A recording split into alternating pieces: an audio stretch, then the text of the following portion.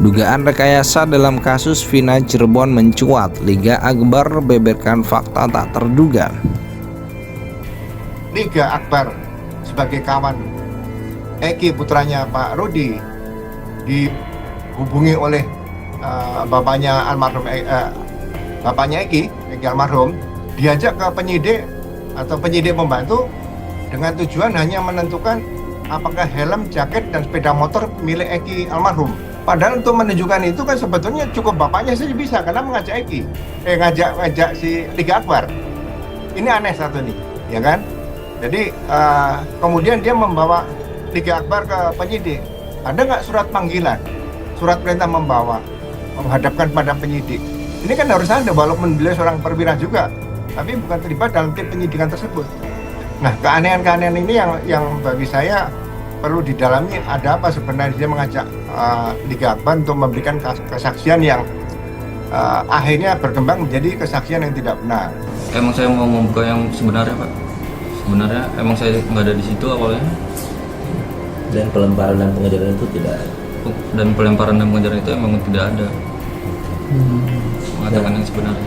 Pencabutan ini atas inisiatif sendiri atau ada tekanan? Inisiatif sendiri. Kenapa? Alasannya apa? Bisa pengen mencabut terus dengan apakah ada teror atau gimana?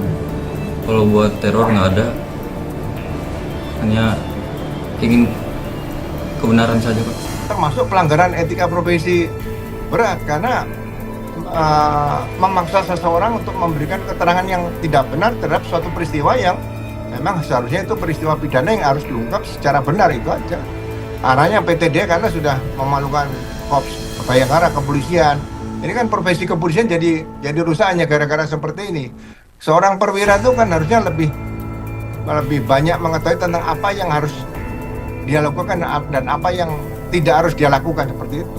Pada saat komunikasi itu cuma meminta untuk menjadi saksi, untuk menerangkan barang bukti itu.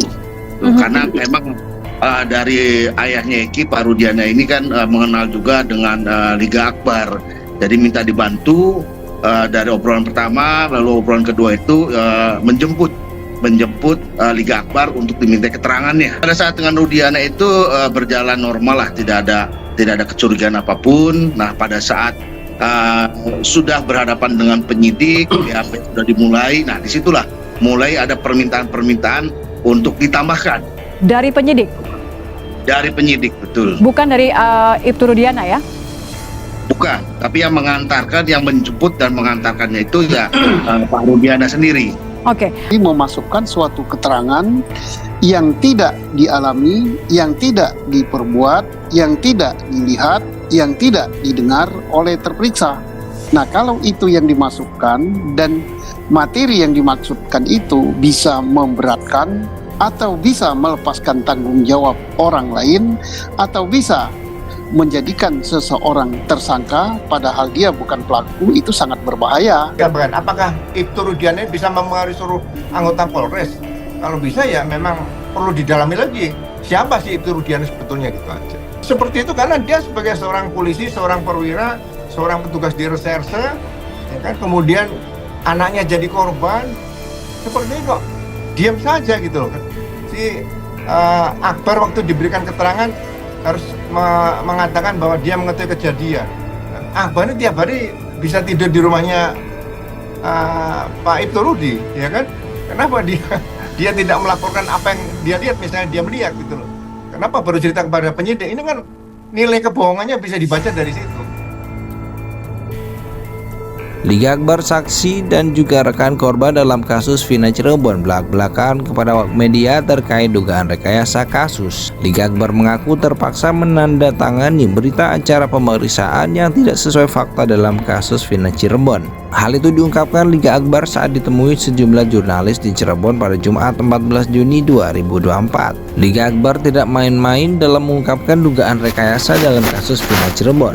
Liga Akbar didampingi langsung oleh pengacara saat memberikan fakta tak terduga kepada awak media. Liga Akbar membeberkan ada beberapa kejanggalan dalam pemeriksaan sebagai saksi dan pembuatan BAP dalam kasus Vina Cirebon. Kembali mengingat kasus kematian Vina dan Eki terjadi di kota Cirebon pada Sabtu 27 Agustus 2016 silam.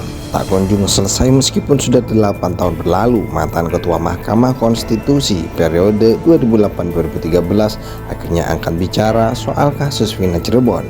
Berdasarkan penilaian mantan Menko Polhukam tersebut, penanganan kasus pembunuhan Vina dan Eki di Cirebon pada 2016 lalu tidaklah profesional.